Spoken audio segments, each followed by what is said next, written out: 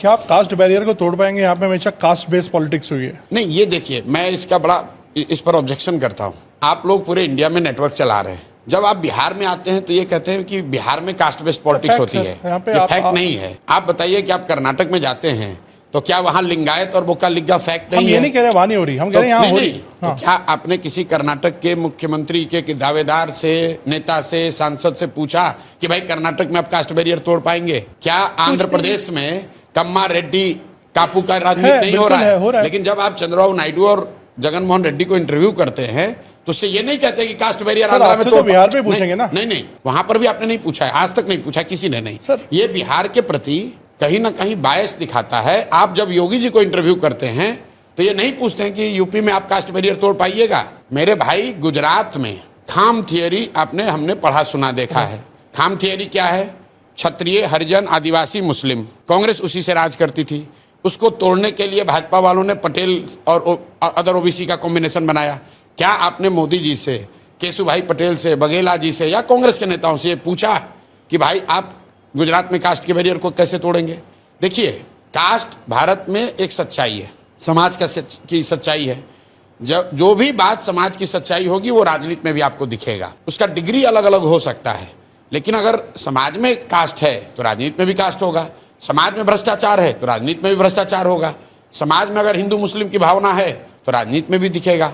तो ये बात नहीं है कि खाली बिहार में ही ऐसा है। अब मैं आता हूं आपके सवाल पे। बिहार में भाई पिछले 15 साल से भाजपा को बड़ी सफलता मिल रही है लोकसभा के चुनाव में। ज्यादातर लोगों का मानना है कि भाजपा को सफलता नहीं मिल रही, मोदी जी के नाम पर वोट पड़ रहा है। अब एकदम ध्यान से सुनिए, आपने कहा कि बिहार में कास्ट बेस्ड पॉलिटिक्स है, हर आदमी कास्ट पे वोट करता है, और बिहार में आप ये कह रहे हैं कि मोदी जी के नाम पर वोट पड़ रहा है। तो मोदी जी के जाति के बिहार में कितने लोग रहते हैं ये बता दीजिए, और अगर नहीं रहते हैं तो उन लोगों ने मोदी जी को वोट कैसे किया है?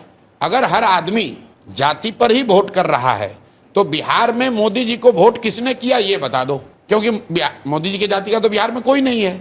इसका मतलब ये है कि लोग जातियों से अलग हटके भी मोदी जी के नाम पर वोट किए हैं, चाहे वो हिंदूवादी होने के नाम पर करे, हिंदू मुस्लिम के लिए करे, राम मंदिर के लिए करे, विकास के लिए करे, वो एक अलग मुद्दा है, राष्ट्रवाद के लिए करें, लेकिन जाति के नाम पर तो नहीं कर रहे हैं। लालू जी को देख लीजिए, लालू जी को आप लोग कहते हैं बिहार में MY समीकरण है, वाई तो उनकी जाति हुई, M मुस्लिम हुए, 18% मुसलमान है। वो लालू जी की जाति का तो नहीं है।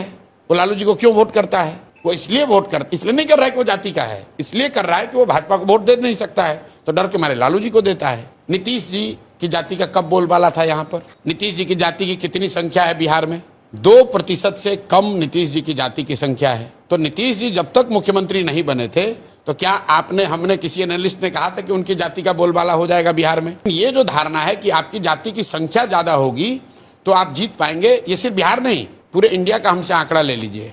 ज्यादातर राज्यों में जो सबसे ज्यादा संख्या वाली जातियों के नेता हैं वो मुख्यमंत्री या टॉप पोस्ट पर नहीं पहुंचते हैं। आप आंध्रा को उठा के देखिए, आंध्रा में सबसे बड़ी जाति दलितों के बाद कापू की है, लेकिन वहां मुख्यमंत्री कौन बन रहा है?